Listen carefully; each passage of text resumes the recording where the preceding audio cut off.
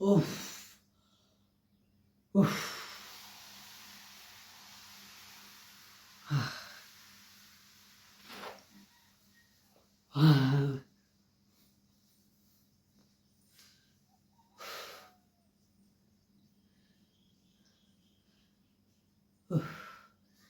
ಇದೊಂದು ದಿನಕ್ಕೆ 18 ವರ್ಷ ಕಾಯಬೇಕಾಯಿತು. ಇದೊಂದು ದಿನಕ್ಕೆ ವಾ ಓಹ್ ನಿನ್ನೆ 18 ವರ್ಷದ ನಂತರ RCB ಕಪ್ ಗೆದ್ದಿದೆ. ವಿರಾಟ್ ಕೊಹ್ಲಿ ಎಮೋಷನ್ಸ್ ನಿನ್ನೆ ಹೇಳ್ತಾ ಇತ್ತು. 18 ವರ್ಷ ಯಾತಕ್ಕೋಸ್ಕರ ಇಷ್ಟು ಜನ ಫ್ಯಾನ್ಸ್, ಇಷ್ಟು ಜನ ಅಭಿಮಾನಿಗಳು, ಕೋಟ್ಯಾಂತರ ಅಭಿಮಾನಿಗಳು ಕಾಯ್ತಿದ್ದ ಕ್ಷಣ ನಿನ್ನೆ ಇಡೀ ಕರ್ನಾಟಕ ದೇಶಾದ್ಯಂತ, ಇಡೀ ವರ್ಲ್ಡಲ್ಲಿ RCB ಫ್ಯಾನ್ಸ್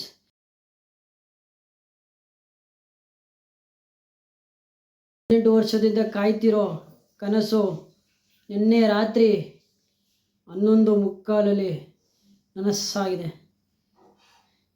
ಇಷ್ಟು ಖುಷಿ ಆಗ್ತಾಯಿದೆ ಅಂದರೆ ಮಾತೇ ಬರ್ತಲ್ಲ. ಮ್ಯಾಚ್ ಬಗ್ಗೆ ಮಾತಾಡೋದು, ಖುಷಿ ಹಂಚ್ಕೊಳ್ಳೋದು ಒಂದು ಗೊತ್ತಾಗ್ತಿಲ್ಲ. ನಿನ್ನೆ ಗೆದ್ದಿದ್ದು ಒಂದು ಕಪ್ಪು ಅಂತ ಹೇಳೋಕ್ಕಾಗಲ್ಲ, ಒಂದು ಎಮೋಷನ್. ಕನ್ನಡಿಗರ ಮನಸ್ಸು ಎಲ್ಲೋ ಆಡ್ತಾಯಿದೆ ಇವತ್ತು ಧೂಳಿಪಟ ಹತ್ರ. ಕೈಗೆ ಸಿಗ್ತಲ್ಲ, ಯಾರ ಮನಸ್ಸು ಕೈಗೆ ಸಿಗ್ತಾಯಿಲ್ಲ. 18 ವರ್ಷದಿಂದ ಕಾಯ್ತಿರೋ ಕ್ಷಣ ನಿನ್ನೆ ಸಿಕ್ಕಿದೆ. ಎಲ್ಲರೂ ಖುಷಿಯಾಗಿದ್ದಾರೆ, ಇಡೀ ಕರ್ನಾಟಕ ಖುಷಿಯಾಗಿದೆ. ಆ್ಯಂಡ್ ಇವತ್ತು RCB, Chris Gayle, David Villiers, Virat Kohli and RCB team ಎಲ್ಲರೂ ಬೆಂಗಳೂರಿಗೆ ಬರ್ತಾಯಿದ್ದಾರೆ.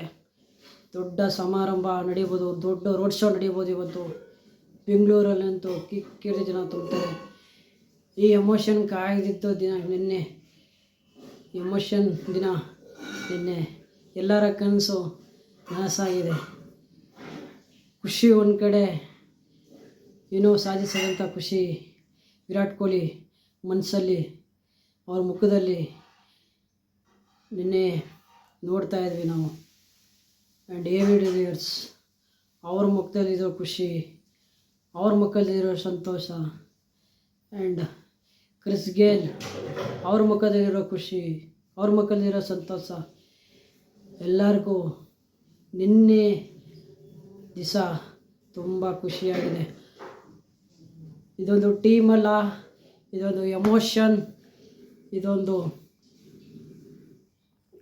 ಎಮೋಷನ್ ಅಂತ ಇಡೀ ಜಗತ್ತಿಗೆ ಏನೇ ಪ್ರೂವ್ ಮಾಡಿದೆ. ಒಬ್ಬ ಆಟಗಾರ 18 ವರ್ಷದಿಂದ ಕಾಯ್ತಿರೋ ಕ್ಷಣ ನಿನ್ನೆ ಸಿಕ್ಕಿದೆ. ಆ್ಯಂಡ್ ಮ್ಯಾಚ್ ಬಗ್ಗೆ ಮಾತಾಡೋಕ್ಕೆ ಇನ್ನೂ ತುಂಬ ಖುಷಿ ಆಗ್ತಿದೆ. ಟಾಸ್ ಸೋತಾಗ RCB ಪರವಾಗಿಲ್ಲ ಬಿಡು, ಫಸ್ಟ್ ಬ್ಯಾಟಿಂಗ್ ತಾನೇ ಆಡೋದ ಅಂತ ಎಲ್ಲೋ ಮನ್ಸಲ್ಲಿ ಅನಿಸಿತ್ತು. ಹಂಗೆ ಓಪನಿಂಗಲ್ಲಿ 34 ರನ್ಗೆ 1 ವಿಕೆಟ್ ಬಿದ್ದಾಗ ಸ್ವಲ್ಪ ಭಯ ಇತ್ತು. ಆದರೆ ಈ ರೆಗ್ಯುಲರ್ ಟೆಸ್ಟಲ್ಲಿ ವಿಕೆಟ್ ಬೀಳ್ತಾಯಿದ್ರು, ಸ್ಕೋರ್ ಬೋರ್ಡ್ನ ಮೂವ್ ಮಾಡ್ತಾನೇ ಇದ್ರು.